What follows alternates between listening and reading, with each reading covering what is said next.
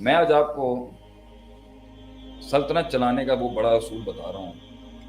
سلطنت چاہے سیاسی ہو، سلطنت چاہے صوبائی ہو، سلطنت چاہے وفاق کی ہو، سلطنت چاہے گھر کی ہو، خاندانوں کی.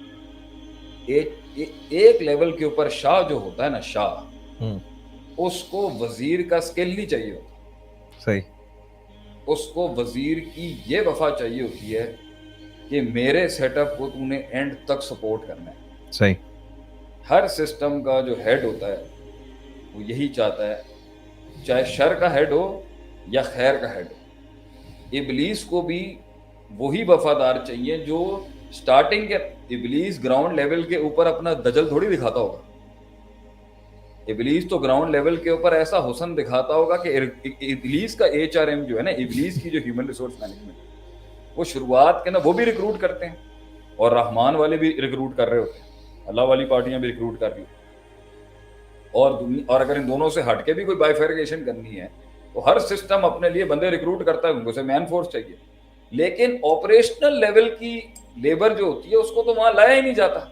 وہ ایک لیول پر آتی ہے، جاتی ہے، آتی جاتی ہے. تو ڈیلی ویج پہ ہوتی ہے. آپریشنل لیول کے لوگ اس لیے امام نہیں بننے ہوتے کیونکہ وہ کبھی اپنا من تو کیا، وہ کچھ بھی نہیں دے سکتے. آپ صحیح ہے. وہ آپ کو سکل دیتے ہیں، اور وہ سکل کی جہاں دام زیادہ لگتے ہیں وہاں چلے جاتے ہیں. وہ اپنے سکل سے زیادہ کا رسپیکٹ رکھنا چاہیے. یہ نیچے ہی ہیں، یہ نیچے ہی رہیں گے. جملہ ذرا کڑوا ہے صحیح. عادل صاحب. جتنا بھی سکلفل ہو یہ یہی رہے گا ساری، یہ مزدور ہی رہے گا ساری. صحیح ہے. مزدوری کرے گا، قیمت لے گا، مزدوری کی قیمت جہاں سے ملے گی وہاں سے لے گا.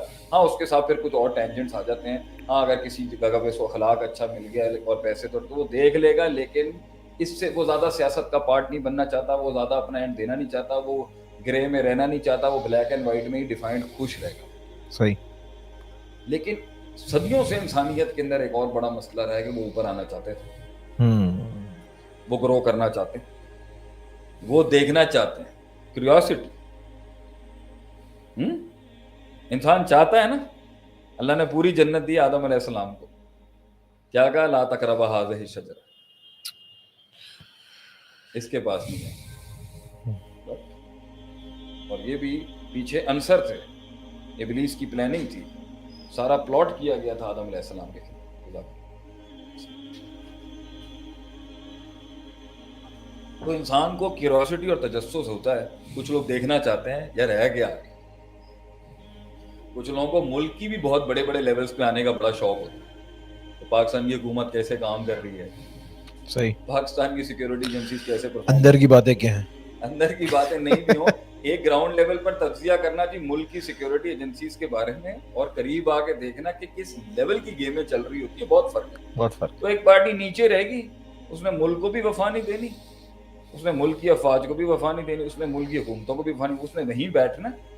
ٹھیک ہے، اور اپنے پرسپیکٹو کے لحاظ سے جو ملک اس کو اچھا لگے گا اس کی تعریفوں میں گن گاتا رہے گا. صحیح. یہ آپ کو ایسے ملے گا. اور پاکستان کا بھی اچھا کرے گا تو پاکستان کے ہو جائیں گے، پاکستان کے مقابلے میں کوئی اور اچھا کرے گا تو اس کے گن گانا شروع ہو جائیں گے. یہ لائلٹیز دے نہیں سکتے، مسئلہ ہے ہر جگہ. پھر ایک وہ ہوتے ہیں جو اوپر آنا چاہتے ہیں، یا تو ان کے اپنی گروتھ چاہیے ہوتی ہے یا وہ جاننا چاہ رہے ہیں. تو میں نے کسی سے ایک دفعہ پوچھا تھا نا، اتنے آگے کیوں آئے تو، اور اتنے آگے لائے کیوں؟ صحیح. اس نے مجھے کہا میں صرف جاننا چاہ رہا ہوں. میں کہا تو میں تو جاننے کے لیے نہیں آیا، میں تو جان دینے کے لیے آیا. اللہ. میں تو اپنے لوگوں کے لیے، اپنی آئیڈیالوجی کے لیے جان دینے آیا تھا، میں تو جاننے کے لیے نہیں. تو انہوں نے مجھے بڑا اچھا سا جملہ کافی پیتے ہوئے کہا تھا، آپ جان دیں. قاہر تھا نا، ڈرپوک تھا تو کہہ رہا تھا نا. پھر اس نے ایسا علم جو اس سے انیشیٹو نہیں کرا سکا. قاہر تھا نا، ڈرپوک تھا، اگرچہ ہم اتنا نہیں جانتے تھے اس ٹائم. تو اللہ موقع دیتا ہے بہادروں کو آگے جانے کا. وہ خود ہی ہٹ گئے سائڈ میں، تو اللہ نے ہمیں موقع دیا آگے جانے کا. اس کے اندر اب جب وہ آگے بڑھے گا کہ بھئی وہ آگے بڑھے گا تو وہ کچھ کرے گا نا آگے بڑھنے کے لیے. ہاں. اوپر والے کی نظر آئے گی نا نیچے، آئے گی. یہ آ رہا ہے. ہاں. تو انہوں نے لیئرز لگائے ہوتے ہیں، پہلے یہاں سے چیک دوس، پھر یہاں سے چیک دوس، پھر یہاں سے چیک دوس. کیوں؟ کیونکہ اوپر کے لیول کے اوپر ایس او پیز اور آپریشنز، سن رہے ہو؟ جی جی. ایس او پیز، آپریشنز اور اسکل سیٹ کی جو اہمیت تو ہوتی ہے، لیکن سب سے زیادہ اہمیت کس چیز کی ہوتی ہے؟ وفا. وفا کتنی ہے؟ کیونکہ اس نے جو سسٹم میں کنٹرولز رکھنے ہوتے ہیں نا اور کمانڈ رکھنا ہوتا ہے اس کو، جو اگلے کو اس کا ویژن انکلکیٹ کرتے ہیں اس کے، وہ اس کے لوئلز ہوتے ہیں، وہ بتاتے ہیں کہ ایسے ایسے ایسے ایسے. تو میں اپنی قوم کو آج ایک بات سکھانا چاہوں گا. میرے پاکستان میرے لوگ بیٹھے، my people, I love my country, I love Pakistan.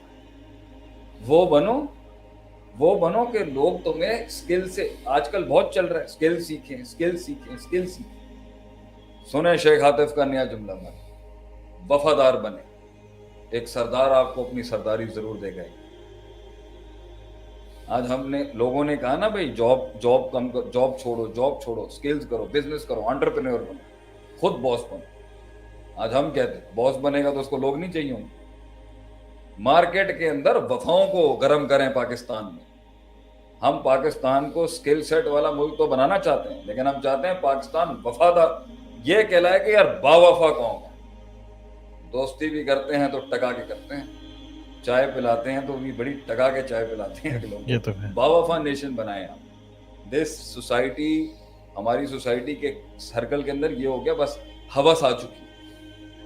ہوس کی ویلیو ہے، ٹوپی ڈرامے کی ویلیو ہے. میں بات کو یہاں سے یہاں گول چکر کر کے کچھ 4 پیسے کماؤں.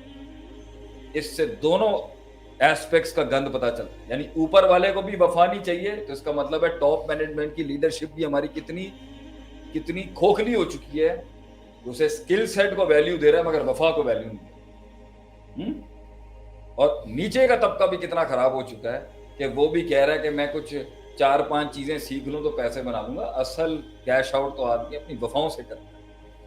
اصل خزانے وفاؤں کو ملتے ہیں آگے سے. تو آپ یہ دیکھیں اس کی دلیل کیا ہے. ابن مسعود رضی اللہ عنہ ایک ٹیلے پہ کھڑے تھے.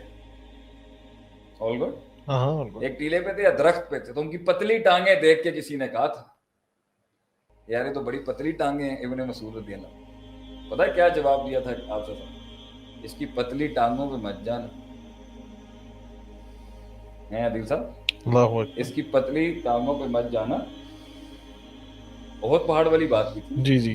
اس کے علم کا جو وزن ہے نا وہ احد پہاڑ سے بھی زیادہ، اور اس کی وفاؤں کا وزن بھی احد پہاڑ سے زیادہ.